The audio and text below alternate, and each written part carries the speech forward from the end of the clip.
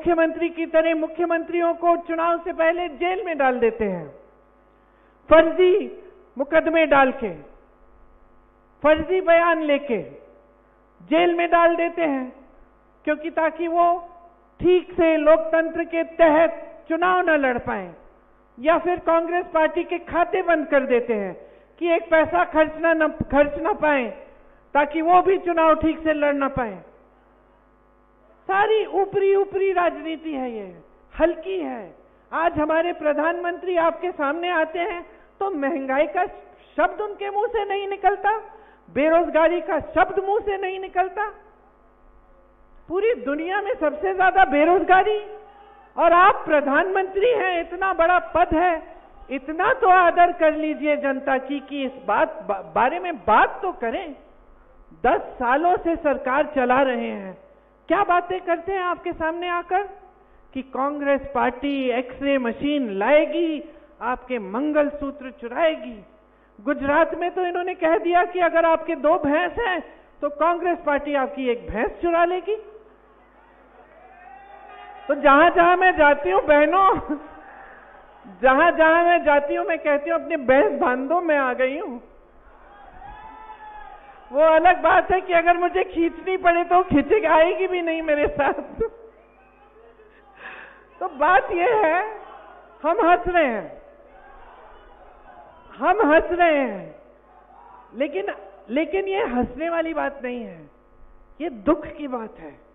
ये दुख की बात है कि आज हमारे देश के जो सबसे बड़े नेता हैं वो इतना भी आदर नहीं कर रहे हैं हमारी देश की जनता की, कि चुनाव के समय जब वोट लेने का समय है, 10 साल आपकी सरकार रही है, तो कम से कम जो जो आपने किया है विकास के लिए वो गिनवा लीजिए, जो आप करने जा रहे हैं वो बता दीजिए नौजवानों को। और जो सबसे बड़े संकट है जनता के, महंगाई, बेरोजगारी, इनके बारे में बात तो करिए।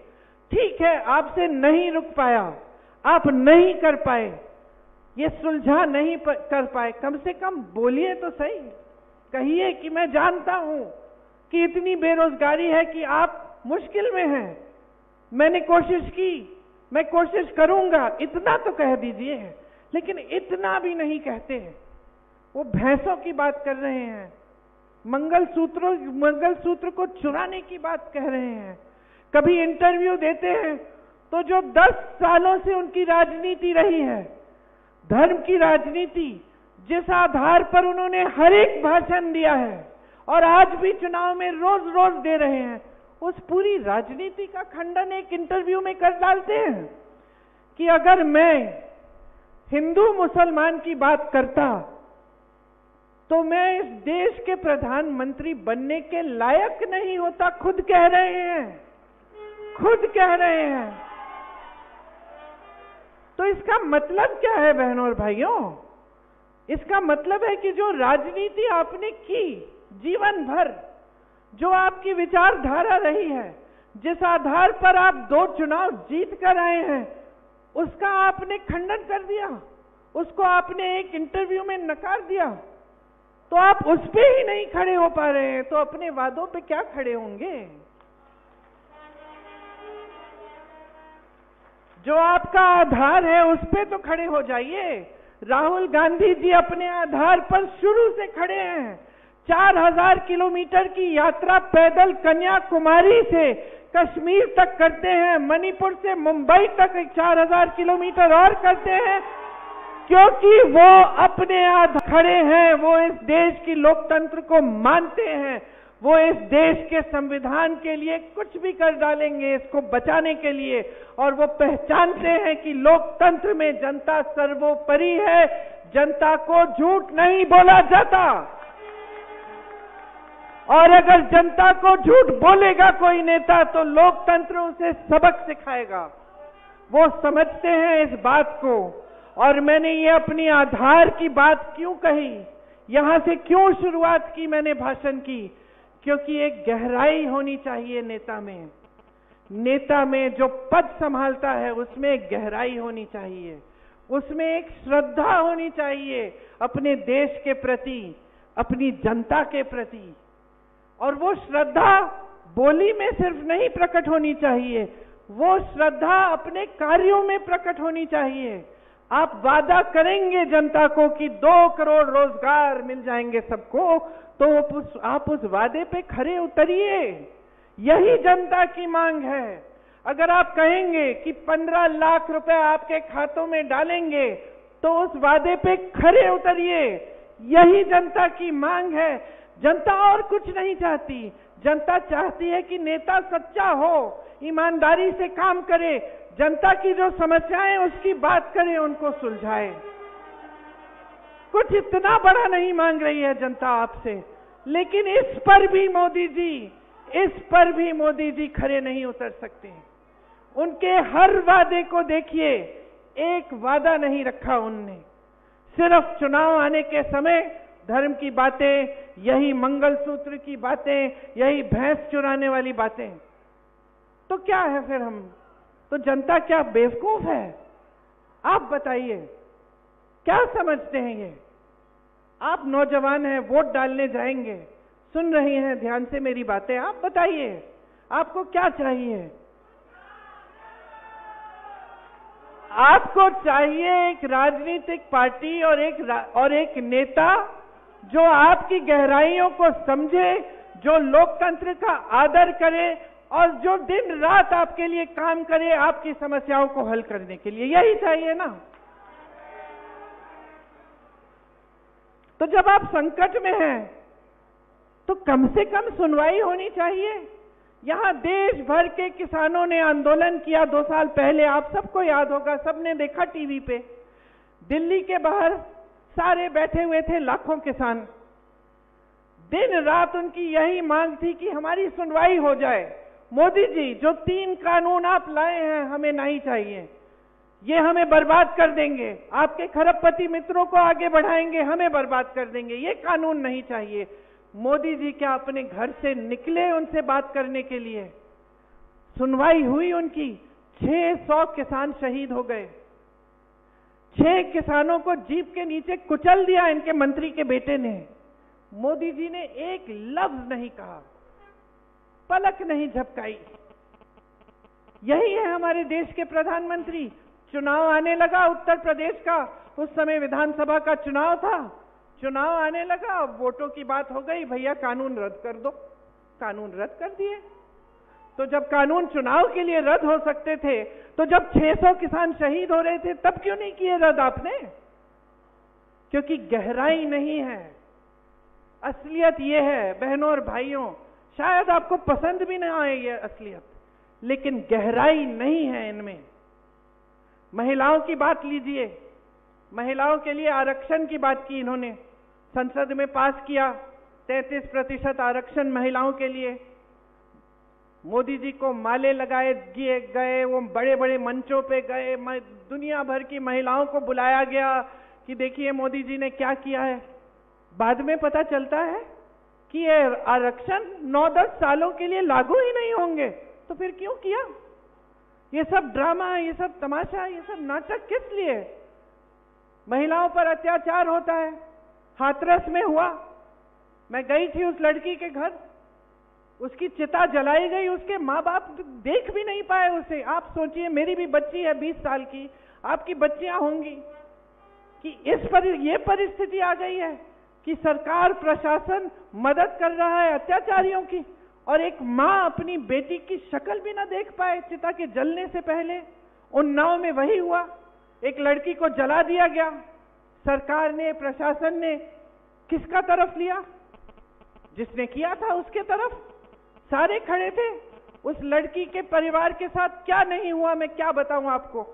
मैं उसके पिताजी से मिली, उसके खेत जलाए गए थे, उसके भाइयों को पीटा गया था, उसकी भाभी को धमकाया गया था, उसकी भाभी की 9 साल बच्ची को धमकाया गया था कि तुम स्कूल जाओगी, देखना तुम्हारे साथ भी ऐसा होगा। किसी ने कुछ बोला नहीं।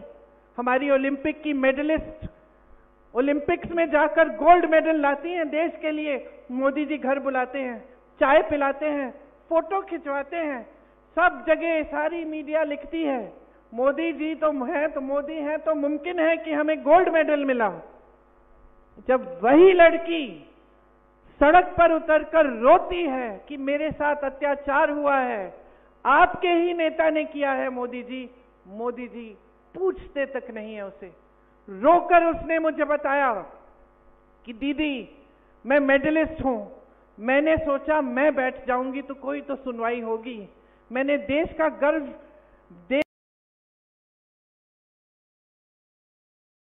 के लिए मैंने देश को मैंने गर्वित किया है। वो खुद सोच नहीं सकती थी कि उसकी भी सुनवाई नहीं होगी। आज उसी नेता के बेटे को टिकट दिया हुआ है, चुनाव लड़ रहा है। तो गहराई कहां है?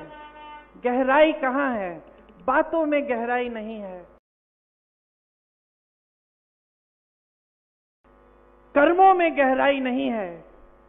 गहराई कहां है? और अगर गहराई नहीं है हमारी राजनीति में, अगर हमारे प्रधानमंत्री में नहीं है, तो देश कैसे चला रहे हैं? मैं बताती हूं। सारा देश बड़े बड़े खरबपतियों के लिए चल रहा है। सारा देश अडानी जी, अंबानी जी और 22 और खरबपतियों के लिए चल रहा है। देश के कोयले के खदान, देश के हवाई अड्डे, देश के बंदरगाह, देश की बिजली, देश का पावर, सारा उनके लिए। अभी जहां मैं गई थी, इस सभा से पहले अडानी जी को जमीन दी गई है, जमीन ले ली, मुआवजे नहीं दिए हैं, बिजली बन रही है खूब तेजी से। कहां जा रही है? विदेश में। उस जगह के रहने वालों के पास न बिजली मिल रही है, न रोजगार मिल रहा है, न जमीन का मुआवजा मिल रहा है, और ये बार बार बार बार होते चला जा रहा है। मोदी जी ने अगर एक काम किया है जो 70 सालों में कांग्रेस पार्टी नहीं कर पाई, वो कहते हैं ना 70 सालों में कांग्रेस ने जो किया हमने 10 सालों में उसको किया है। कांग्रेस ने हमेशा इस देश की संपत्ति को आपके हाथों में देने का काम किया। आपको जमीन के पट्टे दिए, आपको जमीन के पट्टे दिए, आपको जल जंगल जमीन पर अधिकार दिया, जितने भोजन का अधिकार दिया। ये सब क्या है? ये सब देश की संपत्ति आपके हाथों में डालने का काम है। मोदी जी ने क्या किया? देश की सारी संपत्ति पकड़ा दी अपने बड़े बड़े खरबपति मित्रों को। 16 लाख करोड़ रुपए इन्होंने कर्ज माफ किए हैं। किसके? इन 22 खरबपतियों के, जिनके पास पहले से हजारों करोड़ हैं। इनके पास पहले से हजारों लाखों करोड़ हैं। ये कर्ज किस लिए लेते हैं? ये कर्ज इसलिए लेते हैं कि इनकी बेटी की शादी है। ये कर्ज इसलिए लेते हैं क्योंकि जमीन पे नुकसान हो गया है और आगे पता नहीं कि अगली रोटी कैसे खिलाएंगे अपने बच्चों को। ये कर्ज इसलिए लेते हैं क्योंकि कर्ज नहीं लिया तो बेटे की एमएससी बीएससी नहीं होगी, पास नहीं होगा, फीस भरनी है, ट्यूशन भरना है। ये कर्ज इसलिए लेते हैं ताकि इनके हजारों करोड़ कुछ और हजारों करोड़ बढ़ जाएं। और हमारी सरकार इनके 16 लाख करोड़ रुपए माफ करती है। ठीक है, करना है, इंडस्ट्री को बढ़ाना है, करो जो करना है, लेकिन फिर जब किसान को कर्ज माफी की बात होती है तो फिर किसान का भी कर्ज माफ करो, गरीब का भी कर्ज माफ करो, फिर नौजवानों को रोजगार दो, नौजवानों को पैरों पे खड़े होने के लिए कोई स्कीम दो। 16 लाख करोड़ रुपए आपने उन्हें पकड़ा दिए। देश में किसान 10,000, 50,000, 1 लाख रुपए के लिए आत्महत्या कर रहा है और आप चुप हैं। सरकारी कर्मचारी, ये सारे पुलिस वाले खड़े हैं, इनके पेंशन की बात होती है, आप कहते हैं पैसे नहीं है। पुराने पेंशन के लिए पैसे नहीं है भाई और बहनों। 16 लाख करोड़ रुपए खरबपतियों के लिए हैं, पुराने पेंशन के लिए पैसे नहीं है इनके पास। किसानों के कर्ज माफ करने के लिए पैसे नहीं है इनके पास। नौजवानों को आत्मनिर्भर बनाने के लिए पैसे नहीं है इनके पास। बड़े बड़े G20 के इवेंट्स करने के लिए हैं। मोदी जी चमके, ऐसे लगे जैसे दुनिया के सबसे बड़े नेता हैं, इसके लिए पैसे हैं। नया संसद भवन बनाना है, उसके लिए 20,000 करोड़ रुपए हैं। लेकिन गन्ने का बकाया देना था उसी समय, कोविड से पहले 15,000 करोड़ रुपए का, उसके लिए पैसे नहीं थे। मोदी जी के 2 हवाई जहाज 16,000 करोड़ रुपए के खरीदने के लिए पैसे थे, लेकिन गन्ने के 15,000 करोड़ के बकाये के लिए पैसे नहीं थे। तो समझ लीजिए, हल्के हैं, अपने लिए सब कुछ बटोर रहे हैं, सत्ता, संपत्ति। एक और काम किया मोदी जी ने और उनकी पार्टी ने जो कांग्रेस कभी नहीं कर पाई। 10 सालों में भाजपा को इस दुनिया की सबसे अमीर पार्टी बना दिया। कांग्रेस पार्टी को भ्रष्ट कहते हैं बहनों और भाइयों, कांग्रेस पार्टी को भ्रष्ट कहते हैं ना, हर सभा में जाके हम भ्रष्ट हैं, हमारे सारे साथी भ्रष्ट हैं, सबके बारे में।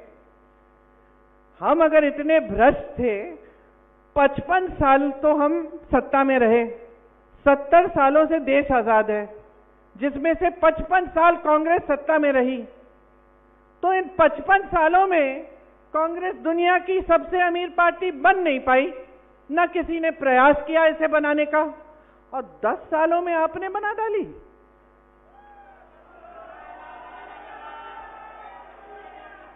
तो मैं आप सबसे पूछना चाहती हूं कि ये पैसे आए कहां से?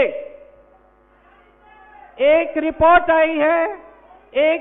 आई है जिसमें स्पष्ट लिखा है इन्होंने 60,000 करोड़ रुपए खर्चे हैं सिर्फ अपने पार्टी पे। मुझे याद नहीं है कि कितने सालों में। ये पैसे कहां से आए? ये हमारे इतने ईमानदार नेता जो रो के आपके सामने कहते हैं कि मैं भ्रष्टाचार के खिलाफ अकेले लड़ रहा हूं, इसीलिए ये सब मेरे पीछे पड़े हुए हैं। अच्छा, तो देश के इतिहास में, देश के पूरे इतिहास में कोई ऐसी, किसी प्रधानमंत्री ने ऐसी स्कीम नहीं निकाली जैसी इन्होंने निकाली, इलेक्टोरल बॉन्ड की स्कीम, जिसमें जो चंदा